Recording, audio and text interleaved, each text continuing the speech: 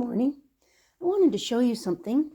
I was going through all of my corn this morning and sorting, and this container here is all of the sweet corn. There's some other stuff in there, but primarily sweet corn.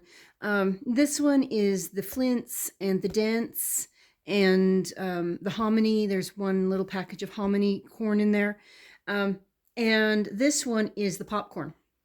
Now, I was sorting things out and I discovered something, and I didn't really look at it last year. So last year I bought 3 packages of popcorn, and one was this red color, one was the white, and one was the yellow. And you can see the various amounts, you know. I'm thinking about getting some additional popcorn this year because I'm planting popcorn again this year. But I wanted to show you something. I'm going to push that aside just so that you can, I just want you to see the shape and the size.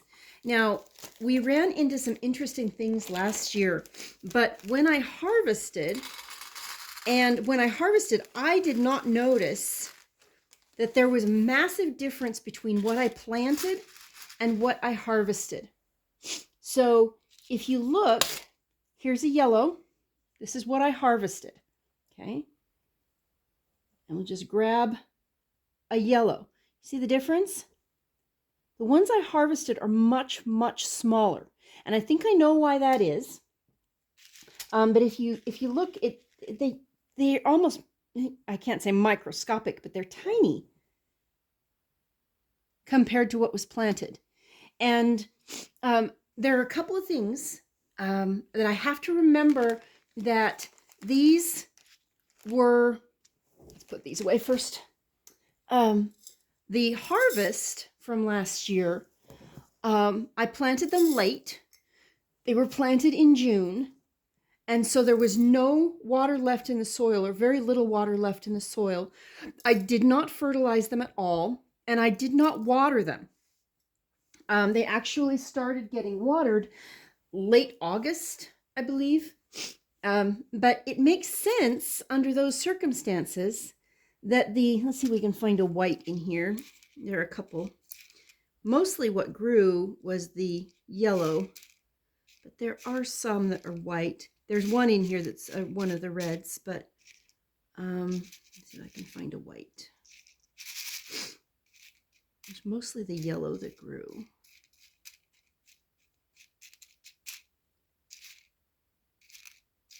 I'm not finding any whites. I know they're in here because I saw them last year, but let's see. I think that was one. Whoops, lost it. I think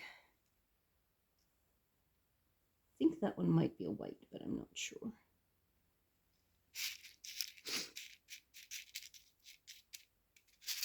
Anyway, I'm going to be sorting out. I'm hopefully getting some more popcorn, but since the majority of what grew was the yellow, I'm going to be planting a lot more of the white and the colored ones. I want to get an assortment. I want hull-less popcorns. I want white popcorns. I want colored popcorn. I want large popcorn and small popcorn, just everything, just to make sure that we get the largest possibility, or the largest diversity. I also wanted some painted mountain corn, but unfortunately, painted mountain is very expensive. But the thing is that painted mountain is created from a bunch of native corns, native varieties, and it is intended for low input and short season. So that's probably what I need here, because we've got the long hot summer and a short cold winter. So if I wanted to, I could do like March to July, maybe, I don't know. It says 110 days, but March, April, May, June, July, that's 150 days approximately. And then plant again end of August when the rains start, and do September, October, November. That would be 90 days. So maybe it's a possibility. But I didn't want to spend A lot of money. I didn't want to spend that much on seeds, on the popcorn seeds specifically.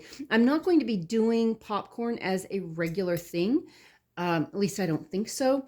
I may continue with the popcorn and just do some of the others for seed stocks, because this can be it can be turned into flour and used as flour and so on. So if I get the wholeless or the nearly wholeless varieties, they'll be easier to grind, and they can be used in place of the flour corns and the flint corns and so on. But I wanted to show you the difference in the size between what was harvested and what was planted. I will talk with you later.